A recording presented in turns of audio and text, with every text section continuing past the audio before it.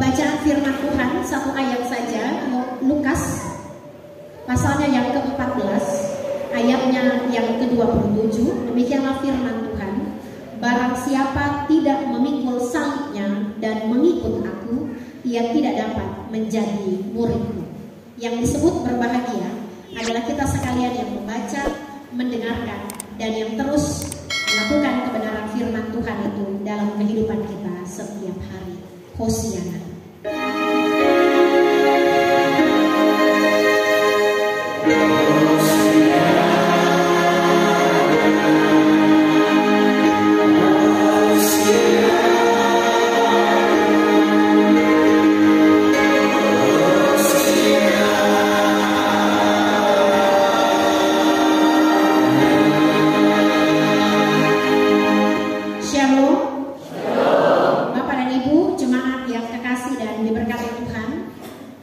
Bersyukur bersama di pagi hari ini kita boleh ada di bulan yang ketiga di tahun yang baru 2023, dan kita bersyukur Tuhan menuntun memberkati kita sampai dalam penghayatan minggu sengsara Tuhan Yesus Kristus yang ketiga.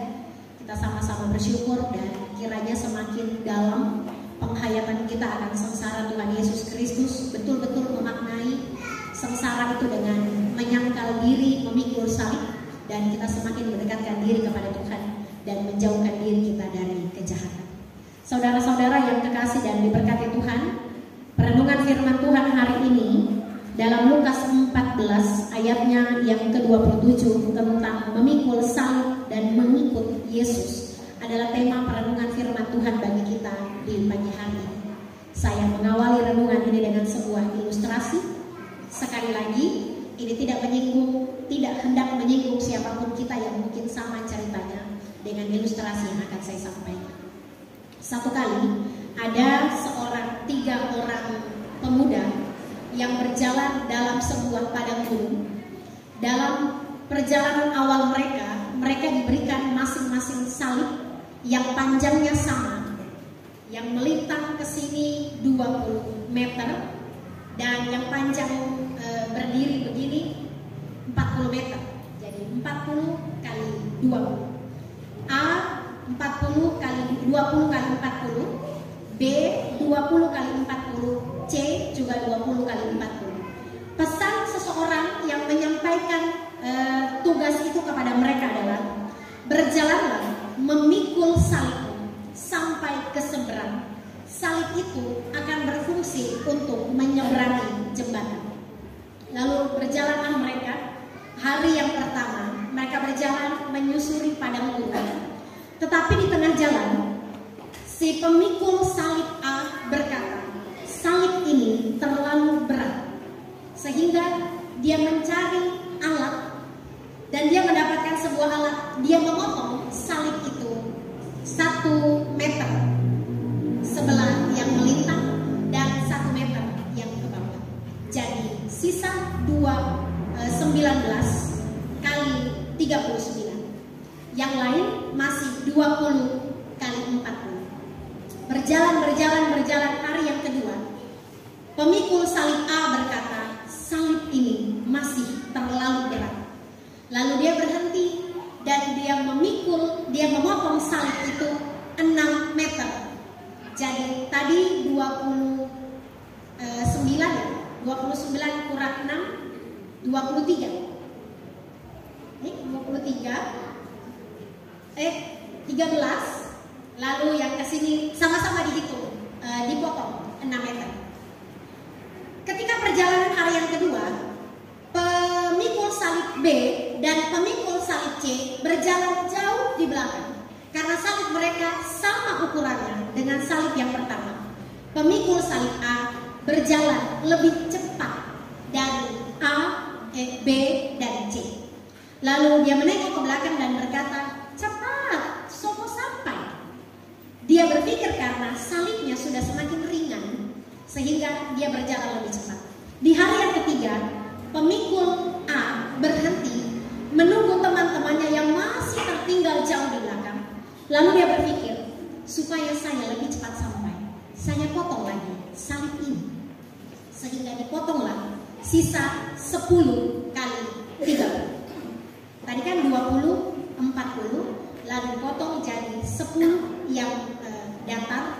30 yang berdiri melintang ke bawah. Teman-temannya jauh di belakang karena salib mereka masih 20 kali 4. Sampailah mereka di ujung perjalanan mereka sama-sama A, B, dan C. Ada sebuah jurang pemisah antara tempat yang satu dan tempat yang seberang sana. Lalu ada Tuhan Yesus di seberang sana dan berkata, gunakan salib itu sebagai jembatan. Masing-masing berancang-ancang hendak membuat salib itu sebagai jembatan. C mulai menjatuhkan salibnya sampai ujung sebelah sini dan ujung sebelah sana. Lalu dia lari dengan sukacita. Pemikul salib B juga melakukan hal yang sama. Dia menjatuhkan salib itu tepat ujung yang satu dengan ujung yang sana. Dia berlari dengan sukacita. Pemikul salib A, apa yang terjadi? Ketika dia hendak membuat salibnya sebagai jembatan, salib itu jatuh ke dasar jurang karena sudah tidak cukup kayu salib itu, karena dia sudah potong 10 meter dan 10 meter yang datar dan 10 meter yang melingkar. Lalu pemikul salib A tertinggal di seberang jurang. Menurut Bapak dan Ibu, apa pelajaran yang kita tangkap dari ilustrasi?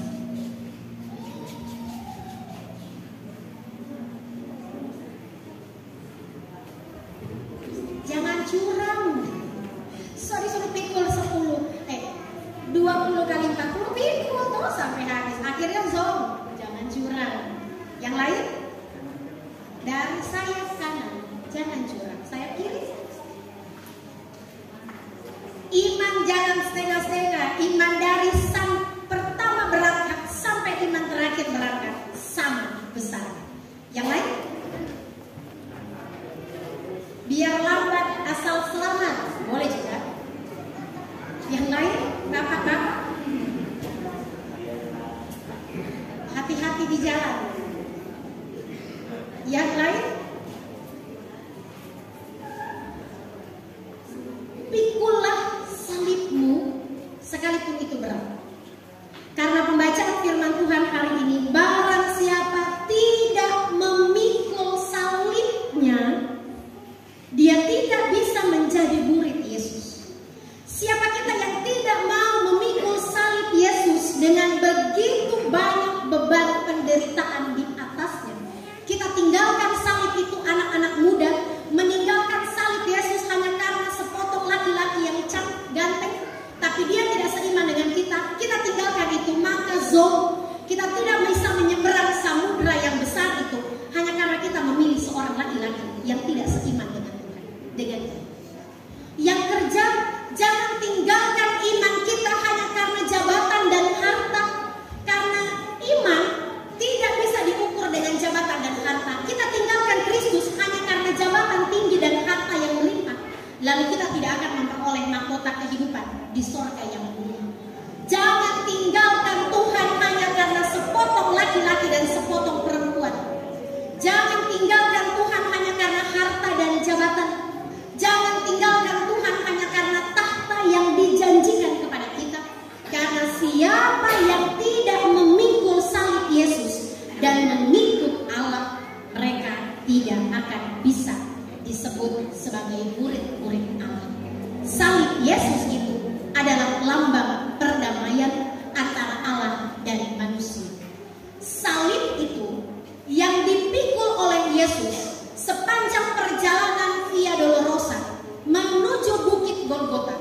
Salib itu adalah lambang pendamaian, lambang cinta kasih, lambang kasih karunia dari Allah terhadap manusia.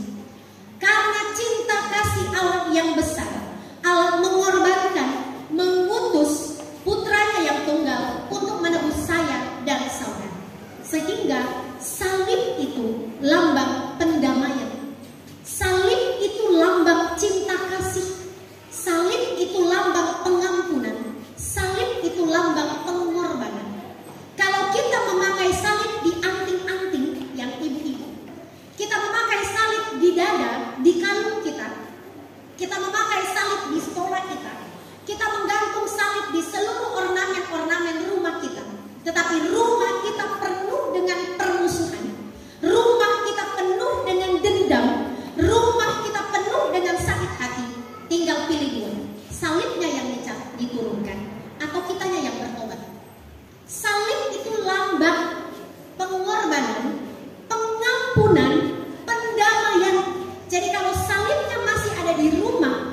Tetapi dendamnya juga masih ada di rumah. Pilih dua, pindah rumah atau kasih turun salib.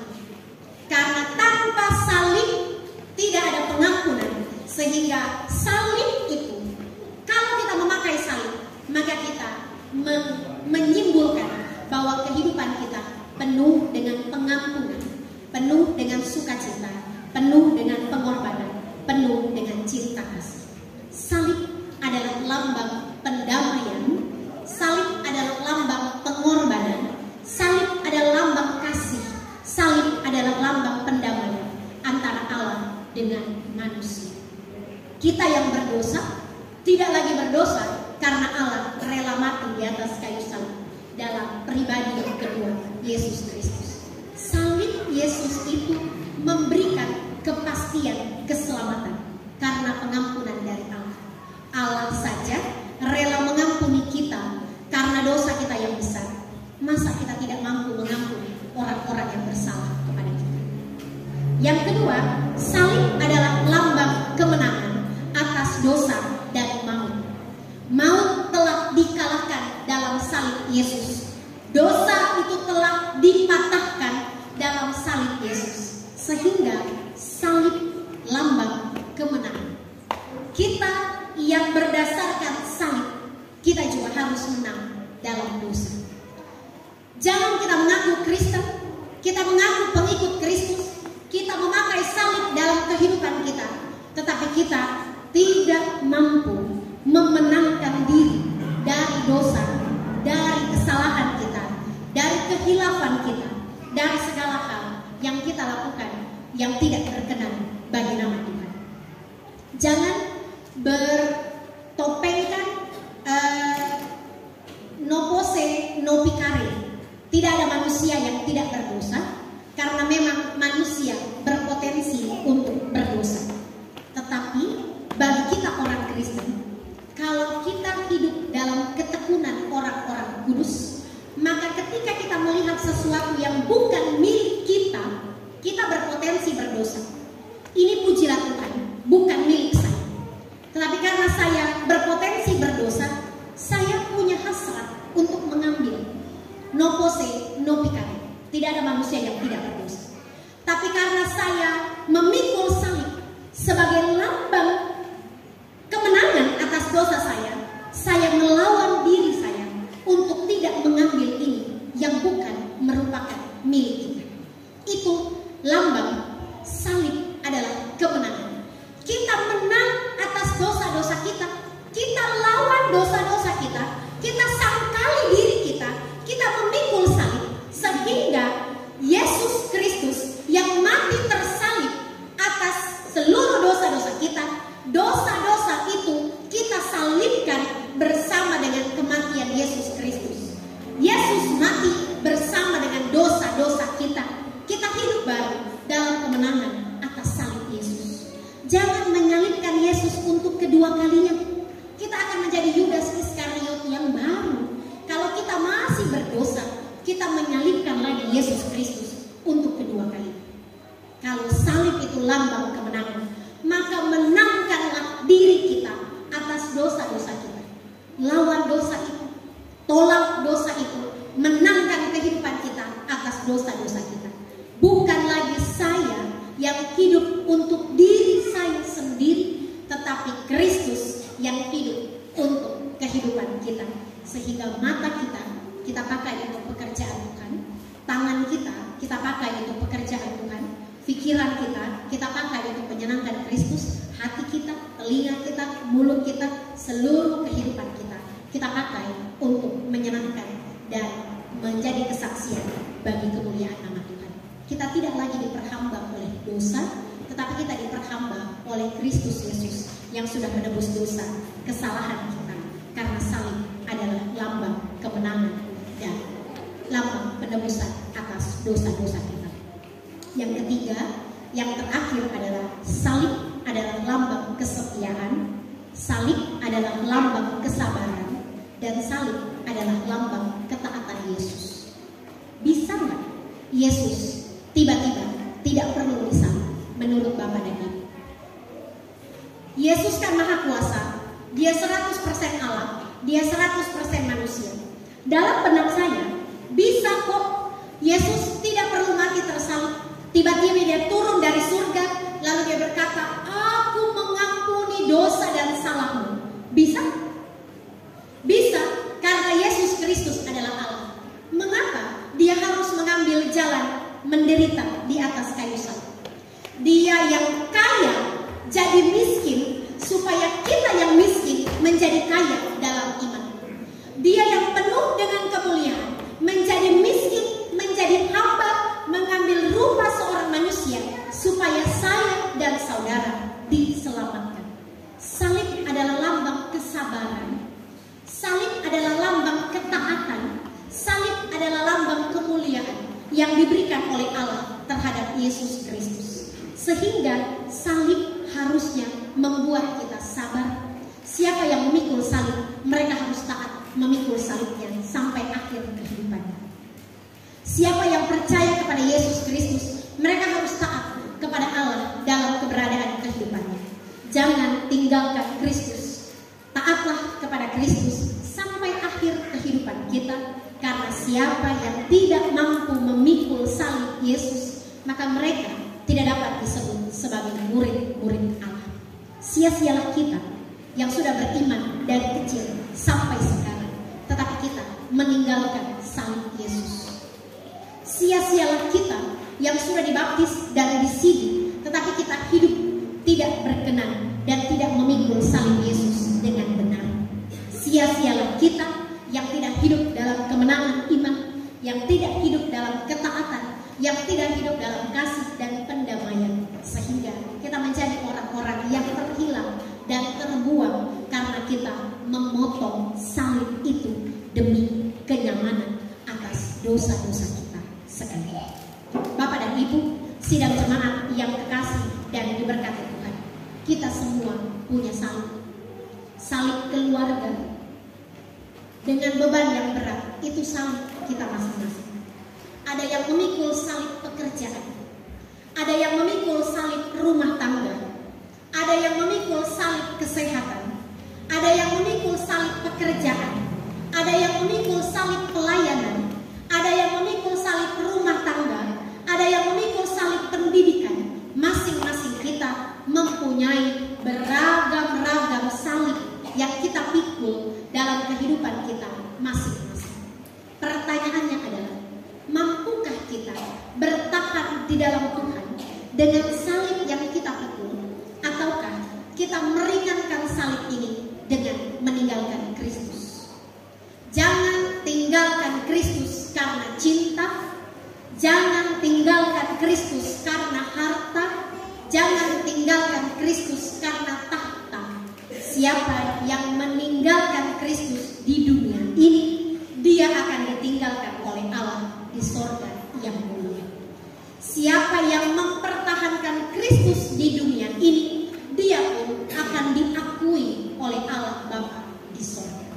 Dalam penghayatan akan minggu-minggu sengsara Tuhan Yesus Kristus di atas kayu salib, saya memberikan pertanyaan kepada Bapak dan Ibu.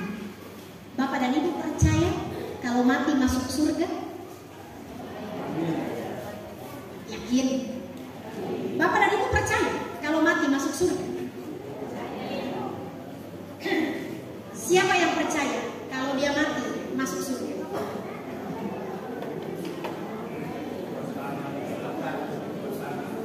Kalau Bapak dan Ibu tidak percaya kalau kita mati masuk surga, berarti berhenti jadi orang Kristen. Yesus Kristus mati di atas kayu salib memberikan kepastian iman bagi saya dan saudara. Kita menjadi milik Allah. Saya dan saudara adalah milik Allah yang kekal, tidak akan terpisahkan oleh dosa dan maut sekalipun. Karena kepastian keselamatan itu, kita sudah punya tiket menuju ke surga. Pertanyaannya adalah, tiket ini jangan sampai disia-siakan karena kita masih hidup dalam dosa, dalam amarah, dalam dendam, dalam ketidaktaatan kepada Allah. Kita yang punya kepastian keselamatan, mari hargai iman kepastian keselamatan itu dengan hidup